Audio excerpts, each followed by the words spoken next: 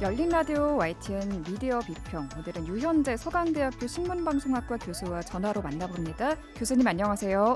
네, 안녕하십니까. 유현재입니다. 네, 오늘 본격적인 이야기 나누기 전에 먼저 지금 이 시간이 조진웅 배우를 평가하고 옹호하거나 비난하려는 시간이 아니라 언론의 보도 행태, 또 보도 방식과 여론을 짚어보기 위해 마련한 방송이라는 점을 미리 말씀드리면서 시작을 하겠습니다.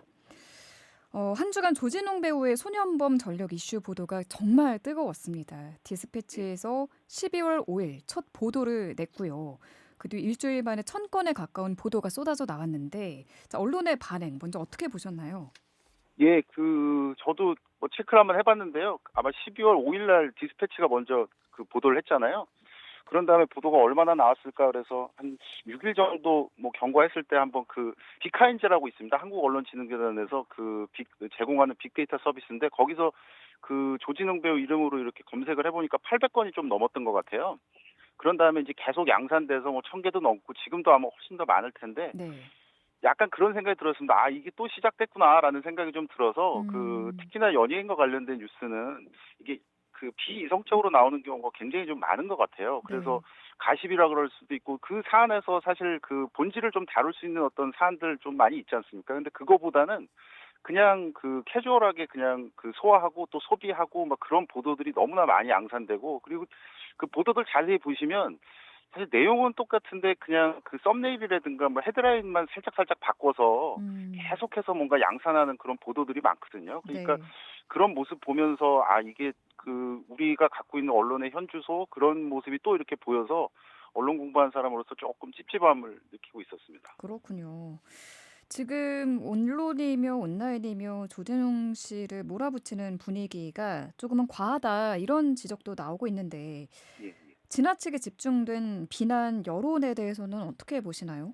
저는 그 일종의 패턴이 아닐까 싶어요. 아까도 그 패턴이요. 연예인과 관련돼서 이제 좀 말씀을 드렸었는데 일종의 뭐 우리가 공인이라고 막 이렇게 얘기하지 않습니까? 저는 뭐 그 말 그렇게 좋아하지는 않습니다만은 그 연예인과 관련돼서는 정말 많이 몰아붙이는 것 같아요. 그래서 음, 아까 이제 진행자님도 말씀하셨습니다만 처음에 이제 죄와 관련돼서 그런 얘기를 하자는 게 아니라 어떤 이슈가 있을 때 아주 극단으로 몰아가는 것 같아요. 그래서 네. 뭔가 본질과는 상관없이 계속해서 뭐랄까 그냥 그 정서상 감옥을 만들어 버리고 그런 상태에서 계속해서 뭔가 숨을 곳도 없고 숨쉴 곳도 없고 뭐 이제 그렇게 되죠. 근데 우리가 그동안 좀 많이 봤지 않습니까? 그렇게 극단적으로 몰아가면 사실 극단적인 결과가 나오는 경우도 또 있어요. 음, 그러니까 그런 패턴이 좀 읽히는 것 같아서 조금 걱정이 좀 되고요. 그래서 네.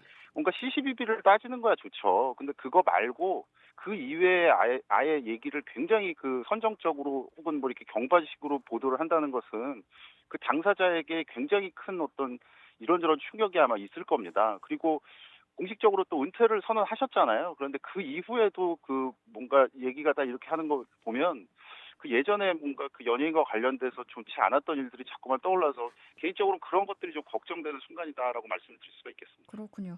물론 조진웅 씨의 과거 잘못 비판받을 부분이 분명히 있습니다. 그럼요. 예. 네. 하지만 은퇴를 선언했음에도 또 다른 전력들이 마치 파묘되듯이 계속해서 예, 나오고 예. 있다는 점을 지적해 주셨는데 또 비슷한 패턴이 읽힌다라고 말씀하셨어요. 예, 예. 일각에서는 과거 이선균 배우 사태를 예, 같이 예. 이야기를 하더라고요. 예, 예. 그때도 좀 근거가 명확하게 밝혀지지 않았던 그런 일들이 좀 많이 나오지 않았나요? 지금 기억해 보면 소름 끼칠 정도였어요. 예를 들어서 뭐 그런 거였어요. 이성균 씨가 이제 돌아가신 다음에 또 뭐 그 전후에 해 가지고 또 어떤 막 보도가 나왔냐면 이성균 씨 모친도 뭔가 충격에 휩싸여서 어떻게 됐다 이렇게 막 나왔어요. 그런데 어, 나중에 알고 보니까 모친께서는 10년 전에 이렇게 이미 돌아가셨다 이렇게 또 나왔었잖아요. 네. 그러니까 지금 좀 걱정되는 것은 뭔가 진위가 전혀 확인되지 않은 것을 계속 그냥 퍼뜨리는 거예요. 음, 그래서 뭐랄까 언론의 뭐랄까 하향 평준화라고나 할까요? 그러니까 이 사안에 있어서 기본적으로 기자면 적는 자잖아요. 그러면 취재원과 그다음에 진위와 이런 사안들을 좀 목숨처럼 생각해야 되는 분들이 그렇지 않고 그냥 퍼뜨리는 거예요. 그냥 퍼뜨리면 사실 연예인들 입장에서는 대중의 어떤 정서나 이런 걸 먹고 사는 사람들이잖아요. 그럼 도망갈 데가 없거든요. 음, 그러면 당연히 뭔가 극단적인 뭐랄까 생각을 할 수도 있고, 그래서 그때 전형적인 패턴이 보였고 이번에 또 그렇고 또 음. 그렇고 이런 것들이 참 이게 맞나라는 생각이 좀 드는 것 같습니다. 네. 앞서 이런 말씀도 하셨어요. 기자들이 기사 제목만 조금씩 바꿔서 계속 비슷한 내용을 내보내고 있다. 일부 온라인 매체들이 자극적인 제목으로 클릭 장사에 몰두하고 있다라는 지적의 목소리도 나오는데 예예. 왜 이런 제목 장사가 반복되는 건지도 궁금해요. 어떻게 보시나요? 참 이게 뭐 연구자답게 좀 말씀을 드리고 싶은데 네. 결국은 돈 아닐까요? 저는 돈이요. 그 생각이 안 들래 안 들 수가 없고요. 음. 우리나라 언론 지형이 최근에 많이 바뀌었는데 그중에 대표적인 거 하나가 전 언론의 유튜브화가 됐어요. 그런데 유튜브는 아시겠지만 그 마치 표현을 하자면 전 세계에서 가장 큰 환전소와 같은 곳이잖아요. 그러니까 음. 콘텐츠를 어떤 걸 갖고 오든지 별로 신경 안 쓰고 그걸 갖고 오기만 하면 뭐 실버 버튼, 골드 버튼 나눠주고 그 안에는 대중성이란 가치가 가장 위에 있지 않습니까? 그러면 그런 상태에서는 그 안에 어떤 뭐 정보라든가 정보의 지위라든가 뭐 가치라든가 이런 거보다는 그냥 자극적인 거 클릭 받기 위해서 이렇게 얹혀 놓는 거예요. 그게 아까 제가 말씀드렸던 것처럼 내용은 거의 다 똑같은데 제목만 바꿔서 막 하루에 막 수십 개씩 막 이렇게 송고가 되고 이런 거 보면 야 이게 아까 제가 말씀드린 그 언론의 뭔가 하향 평준화가 이루어지고 있는 게 아닌가라는 생각이 좀 들어서 지금 언론사가 제가 알기로 대한민국에 거의 한 10,000개 정도 있는 걸로 알고 있거든요. 그런데 그 언론사란 걸 먼저 좀 기억을 해 주시면 어떨까라는 생각이 들고 물론 인제 그 사업적인 어떤 이유도 생각을 하셔야 되겠지만 이게 균형이 안 맞을 때 얼마나 우리 사회에 악영향을 미치는지에 대해서도 좀 인지하셨으면 좋겠다라는 생각을 좀 드립니다. 네. 지금 확인되지 않은 정보나 또 누군가의 추측성 발언을 유통한 뒤 논란이 되고 있다며 보도하는 관행도 지금 비판의 예예. 목소리가 많이 나오고 있는데 자, 예. 이렇게 확인되지 않은 정보나 발언이 퍼뜨려질 경우 가장 우려되는 점은 어떤 게 있을까요? 일단 뭐 언론 현상으로 보면 그 확인되지 않은 어떤 사안들은 뭐 예를 들어서 그 뭐 기성 언론도 마찬가지겠습니다마는 유튜버들 이렇게 음. 뭐 표현을 해도 되는지 모르겠습니다만 그분들이 약간 선동적인 역할을 해서 그 뭐 아무 얘기나 이제 하고 근데 더 무서워지는 거는 그렇게 얘기를 했을 때 이걸 기성 언론이 써주면 또 거기서 이제 그 정보원 효과가 일어나서 뭔가 권위를 얻게 되거든요. 음. 그러면 사람들이 아까 이제 우리가 얘기 나눈 것처럼 2차, 3차 가해가 막 이루어질 수도 있는 거예요. 예를 들면 지금도 그 조심스럽게 어떤 특정 연예인이 뭐 그 조진웅 씨와 어떠어떠한 일이 있었다라고 해서 실명이 막 나오는 보도가 보이더라고요. 그런데 네. 그 진위에 대해서는 별로 그렇게 정확하게 얘기를 안 해요. 근데 이제 조금씩 이렇게 뭐랄까 그 화법이 있지 않습니까? 뭐 일각에서 우려가 제기된다. 뭐뭐뭐라는 뭐 무슨 이야기가 있다. 뭐 이렇게 얘기하거든요. 저는 그거 되게 좀 치사한 화법이라고 생각을 하고요. 그럴 음. 경우에는 거기서 이제 뭐 실명이 거론된 또 다른 연예인들은 2차, 3차 계속 이렇게 피해를 받을 거 아닙니까? 그러면 뭔가 필요하지도 않은 또 해명을 해야 되고 그리고 거짓임에도 불구하고 본인이 또 해명을 해야 되는 어떤 그런 사회적 소비 이런 것들을 생각해 보면 아 이거는 그 피해가 막중한데 이 사안에 대해서 뭔가 규제도 있어야 되고 철저한 어떤 사회적 장치가 있어야 되겠구나라는 생각을 다시 한 번 더 하게 됩니다. 네. 그럼 끝으로 언론과 유튜브로 크게 이렇게 두 가지 갈래로 좀 얘기를 해 주셨는데 예. 좀 잘못된 정보가 확산되는 걸 막기 위해 혹은 좀 더 책임성을 갖고 좀 콘텐츠들을 양산할 수 있게끔 하는 어떤 장치가 필요하다고 보시나요? 예. 저는 그 법이 좀 있었으면 좋겠다라는 생각을 하고요. 그 미디어가 전 세계에서 아마 가장 우리가 본격적으로 뭔가 영위하고 그다음에 그 삶의 일부인 국가일 겁니다. 아마 뭐 전 세계 어딜 가도 이렇게 IT가 발전한 국가가 없고요. 그리고 어딜 가든 와이파이가 되고 그리고 유튜브를 통해서 뉴스를 소비하는 비율이 전 세계 1위 수준이에요. 그렇다면 우리나라에만 있는 미디어법 혹은 우리나라에 아마 전 세계에서 제일 많은 미디어법이 있어야 되지 않을까라는 생각이 좀 들고요. 네. 이 사안에서는 조심스럽게 좀 말씀드립니다만 약간 성악설을 믿어도 되지 않을까라는 생각이 좀 들어요. 그래서 뭔가 법이 촘촘하지 않으면 언제든 그 일종의 괴물이 나타날 수도 있는 구조라고 생각을 하거든요. 그래서 음. 법이 좀 정비됐으면 좋겠다라는 생각. 그리고 또 하나는 그 정보를 즐기는 소비자들도 지금 이제는 그 우리나라가 즐기고 있는 어떤 그런 이 미디어 수준에 맞는 어떤 그런 오디언스가 돼야 되지 않을까라는 생각이 좀 듭니다. 그래서 뭔가 언론에서 어떻게 하다고 하더라도 그걸 뭔가 팩트 체킹을 하는 버릇이라든가 아니면 정보원을 조금 더 늘려서 뭔가 심층적으로 한번 이렇게 살펴보는 그 뭔가 청취자, 시청자 그리고 정보 소비자가 돼야 되지 않을까. 그런 네. 와중에 우리가 언론 문화가 개선되지 않을까라는 생각을 좀 조심스럽게 해봅니다. 그럼 정말 끝으로 내부적인 가이드라인, 구체적으로 어떤 좀 가이드라인이 만들어져야 할지도 궁금하고요. 그게 가능할지도 궁금합니다. 저는 그 의지의 문제라고 보고요. 개별 언론사마다 자존심을 지킬 수 있는 어떤 그 향후에 어떤 그 콘텐츠를 진짜 정보 소비자들이 돈 주고 살 정도의 어떤 그런 콘텐츠를 만들려는 어떤 의지와 결심이 있어야 되지 않을까. 그런 상태에서 가이드라인을 좀 자체적으로 만드셨으면 어떨까라는 좀 요청을 해봅니다. 네, 알겠습니다. 오늘 말씀 잘 들었습니다. 고맙습니다. 예, 감사합니다. 네, 지금까지 유현재 서강대학교 신문방송학과 교수였습니다. 사실 확인이 필요한 허위 의심 정보에 대해 짚어보는 팩트체크 시간입니다. 선정수 팩트체커 전화로 만나보죠. 안녕하세요. 네, 안녕하세요. 네, 오늘 확인해볼 주제는 슈링크플레이션입니다. 가격은 그대로 두면서 제품의 양이나 크기를 줄이는 현상이죠. 한창 치킨 양이 줄어들었다는 이야기가 나왔어요. 그리고 나서 정부가 경고를 하니 가격은 원래 값으로 돌아가긴 했는데 양이 줄었다. 이런 슈링크플레이션을 지적하는 목소리가 나오는데 먼저 관련 정부 대책부터 짚어볼까요? 네, 그동안 정부는 이 가공식품 분야와 일상생활용품을 중심으로 중량이 5% 넘게 줄었는데 이를 소비자에게 알리지 않은 행위를 규제해 왔습니다. 적발 사례 대부분은 가공식품 분야에 집중이 됐는데요. 지난해부터 올해 3분기까지 제품 중량을 줄였는데 소비자에게 알리지 않다가 적발된 음, 사례는 모두 63건에 이릅니다. 이 네. 중에 58건이 가공식품 분야였고요. 그런데 이 치킨은 외식업으로 분류돼 있어서 이 현행 규제 체계 바깥에 있었습니다. 그래서 소비자들이 이 중량 감소 사실을 알 수 있게 하려면 중량 표시 의무가 먼저 있어야 하는데 이 네. 현재 외식 분야에는 중량 표시 제도가 시행되지 않고 있습니다. 음. 신선 재료를 조리해서 소비자에게 판매하는 이 외식업계의 특성상 중량 표시가 쉽지 않은 특성이 있기 때문인데요. 정부는 우선 이 최근 문제가 된 치킨 업종에 대해서 중량 표시 의무를 부여하겠다 이렇게 밝혔습니다. 식약처는 오는 15일부터 식품위생법 시행규칙 6권 해석을 통해서 치킨 중량 표시제를 도입한다 이렇게 밝혔고요. 이 치킨 전문점은 치킨의 조리 전 총 중량을 그램 또는 호 단위로 메뉴판의 가격 앞에 옆에 표시하도록 했습니다. 이 소비자들이 온라인으로 주문하는 웹페이지나 배달 앱에도 같은 방법으로 표시를 해야 되고요. 이 해당 의무는 모든 치킨 전문점이 아니라 10대 네. 치킨 가맹본부 소속 가맹점 한 12,000곳쯤 되는데 여기에만 부과가 된다고 합니다. 네, 그렇군요.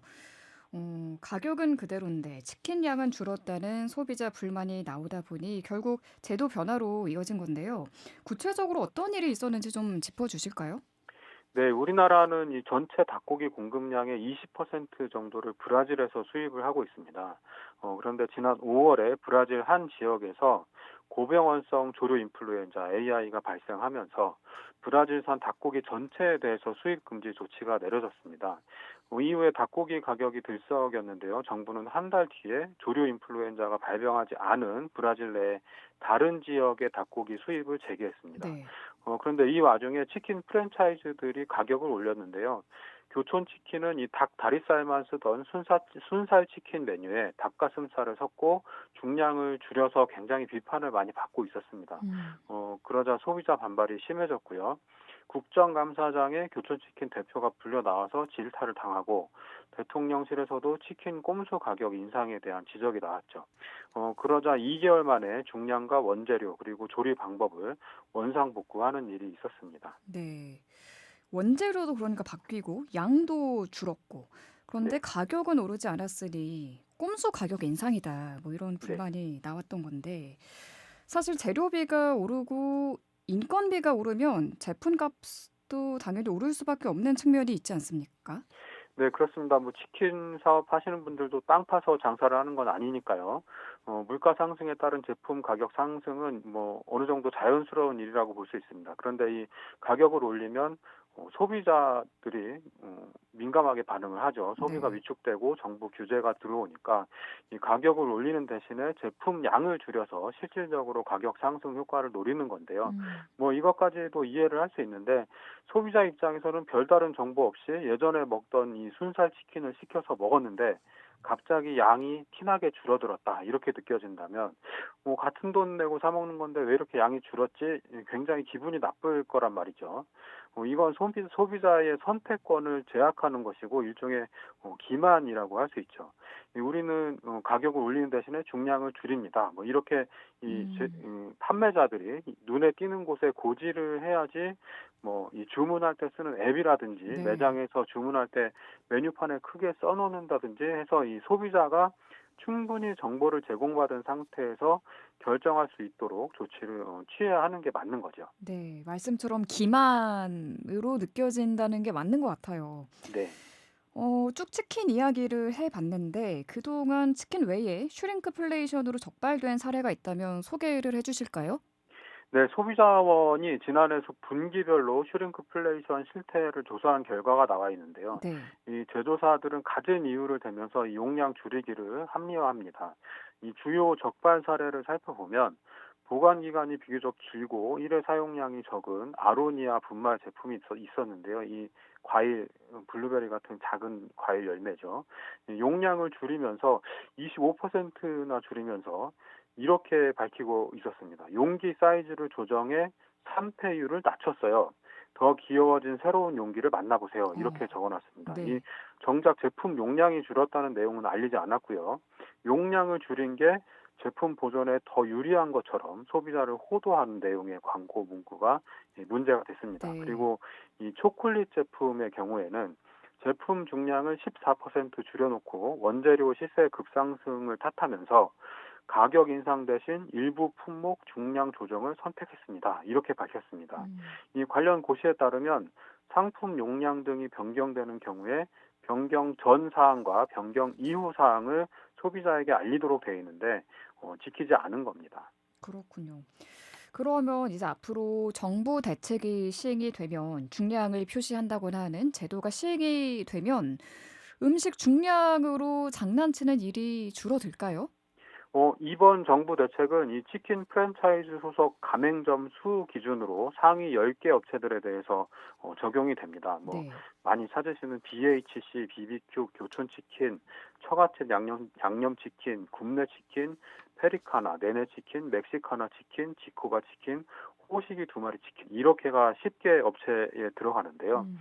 이 정부는 내년 6월 말까지 계도 기간을 운영한다고 합니다. 이 사업자가 메뉴판 변경 뭐 이런 준비할 시간이 필요하다 이런 이유인데요. 네. 이 계도 기간 내에 적발된 사업자들에 대해서는 올바른 표시 방법을 안내해 나간다고 하고요. 그 이후에 계도 기간이 끝난 이후부터는 적발 사례에 대해서 시정 명령을 부과하는 등 엄정 대응할 방침이라고 합니다. 그런데 조금 아쉬운 부분은 이 치킨의 조리 전 중량을 표시하도록 의무화하고 있다는 점인데요. 이 닭고기를 튀기면 지방과 수분이 빠져나가면서 무게가 줄어들거든요. 네. 이 줄어드는 무게도 조리 방법과 조건에 따라서 달라지고요. 그래서 이 소비자 입장에서는 조리 후 중량이 얼마나 줄어드는지 모르니까 주는 대로 받을 수밖에 없는 한계가 있는 겁니다. 음. 공장에서 찍어내는 과자처럼 중량이 아주 일정하게 나오지 않는 근본적인 한계가 있기는 하지만 소비자들이 좀 더 직관적으로 알 수 있도록 조리 후 무게를 기준으로 이 기준을 좀 정하면 어땠을까 하는 아쉬움이 있습니다. 이 순살 치킨은 닭을 한 마리를 통으로 사용하는 게 아니기 때문에 조리 후 중량으로 기준을 정해도 충분히 맞출 수 있는 여지가 있거든요. 네. 이 모든 정책은 정책 소비자 그러니까 국민의 입장에서 알기 쉽게 설계돼야 한다고 봅니다. 네. 중량 표시제가 시행이 된다는 건 반갑지만 그래도 조금 아쉬운 점이 있군요. 네. 네. 소비자를 기만하는 슈링크플레이션이 하루빨리 사라지길 바라겠습니다. 치킨에 관한 이야기 좀 더 나눠 볼게요. 치킨에 대한 흉흉한 이야기들이 좀 있더라고요. 네, 식약처에 부정불량식품 신고센터 1339 전화 신고센터가 있는데요. 매년 꾸준히 들어오는 문의가 이 조리된 닭고기에서 핏빛이 감돈다 이런 내용입니다. 덜 네. 익은 상태로 판매한 것 아니냐 이런 의문인데요. 근데 이건 자연스러운 현상이라고 하고요. 닭고기를 충분히 익히더라도 이 속살이 붉게 보이는 경우를 핑킹 현상이라고 부르는 말이 있을 정도입니다. 음. 이 고기의 근육 세포에 존재하는 색소 단백질인 미오글로빈이라는 게 뭉쳐 있거나 아니면 이 미오글로빈이 조리 과정에서 열과 산소를 만나서 반응하면서 붉은색을 띠게 되는 현상인데요. 이 핑킹 현상은 소고기나 돼지고기 등 다른 육류에서도 발생을 하는데 이 유독 닭고기가 더 눈에 띄는 건 이 닭고기 속살이 연한색이라서 핑킹 현상이 더 도드라져 보이기 때문이라고 합니다. 그런데 이 조리된 닭에서 피가 나오거나 물컹한 식감이 느껴진다거나 아니면 비린 냄새가 난다면 실제로 덜 익은 고기일 가능성이 있기 때문에 이런 경우에는 섭취를 중단하는 게 맞습니다. 네. 저도 좀 붉은 치킨을 받고 이게 덜 네, 익은 건가 걱정을 했는데 핑킹 네, 현상이다라고 알려주셨습니다. 치킨을 먹다가 검은색 살 덩어리가 나온다든지 뼈색이 검정색이라 입맛이 떨어졌다. 뭐 이런 이야기도 있던데 이건 네. 뭔가요? 우리 흔히 게르기라는 이야기 하잖아요. 닭고기, 갈비살 이 부위를 먹다 보면 검은색 살덩어리가 나올 때가 있는데요. 이게 살코기하고 생김새도 다르고 맛도 달라서 상한 것 아니냐 이렇게 생각하실 수 있는데 네. 이거 닭의 폐입니다. 어. 게폐라고 하는데요. 갈비뼈 사이에 파묻혀 있기 때문에 도축할 때 제거하기가 어렵다고 합니다. 그래서 이 살코기랑 다른 맛이 나기 때문에 싫어하는 분들도 계시고 그런데 먹어도 괜찮은 부위라고 합니다. 싫어하시면 그냥 떼어내고 안 드시면 되는 뭐 그 정도고요. 네. 뼈가 검은색인 거는 흑변 현상이라고 부르는데 이 닭을 냉동시키면 뼈 조직에 미세한 구멍이 커지면서 헤모글로빈이 빠져나오고 그 영향으로 뼈색이 변한다고 합니다. 그런데 이 냉장육이라도 낮은 온도에서 장시간 조리하거나 공기 중에 오래 노출된다거나 하면 이 흑변 현상이 발생할 수도 있다고 합니다. 네. 치킨은 사실 뭐 국민 음식이라고 할 정도로 정말 많은 분들이 사랑하는 그런 음식이잖아요. 네. 도대체 우리 국민들은 닭고기를 얼마나 많이 먹고 있는지도 궁금해요. 이 농식품부의 축산물 안전 관리 시스템이라고 있는데요. 이 자료에 따르면 우리나라에서 도축되는 닭은 매월 8천만 마리 정도입니다. 여름에는 복다림 삼계탕 수요와 치맥 수요가 늘어나면서 1억 1천만 마리 정도로 와. 여름철에 늘어나는 특성을 나타내고요. 네. 연간으로 따져보면 한 10억 마리 정도가 도축이 되는데요. 우리나라 인구가 5천만 명 정도 되니까 1인당 한 20마리 정도 소비를 하는 거죠. 그런데 네. 수입되는 양도 있기 때문에 우리나라 국민 평균적으로 연간 26마리 정도 닭고기를 먹는다. 이런 계산이 나옵니다. 음. 이 OECD가 닭고기를 중심으로 한 가금류 1인당 소비량을 집계한 자료에 따르면 2024년 기준 한국의 소비 추정량은 17.6kg으로 세계 평균 한 14.6kg보다 많았습니다. 그런데 1위는 미국인데요. 49.3kg 정도 소비를 하고 있고 일본하고 중국은 한 13.4kg, 14.1kg 정도로 한국보다 적었습니다. 그러니까 우리나라는 OECD 평균보다는 좀 많이 먹고 있긴 하고 일본이나 중국보다는 좀 더 먹는다. 일본, 음. 중국은 우리보다 덜 먹는다. 네. 미국은 굉장히 많이 먹는다. 이렇게 생각하시면 될 것 같습니다. 그렇군요. 아, 이번 주말 야식으로 치킨 한 마리 또 뜯어야겠습니다. 오늘 말씀 잘 들었습니다. 고맙습니다. 네, 고맙습니다. 네, 지금까지 선정수 팩트체커였습니다.